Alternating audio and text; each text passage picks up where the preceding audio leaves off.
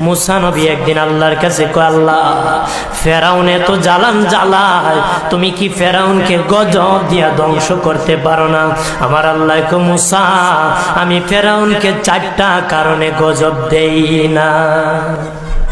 কয় কারণে? ফেরাউনকে 4টা কারণে গজব দেই না। 1 নম্বর কারণ হলো, রে মুসা, সারাদিন ফেরাউন বলে আমি খোদা, আর রাত যখন হয়ে যায় জঙ্গলে যায় করলাম আমি জানি তুমি খোদা, আমি খোদা না, কিন্তু আমারে মানুষ খোদা কইলে ভালো লাগে, খোদা কইলে ভালো লাগে। প্রভু, তাই তুমি বিরক্ত হইয়া আমার উপর গজব দিও না। আল্লাহ বলে, মুসা রে, ওই ফেরাউনে রাত্রির দুয়ার কারণে আমি আল্লাহ তার উপর গজব দেই না। 2 নম্বর কারণ হলো, আরে মুসা, তোমার মুখে দাড়ি, ফেরাউনের মুখে দাড়ি, তোমার বরণের জুব্বা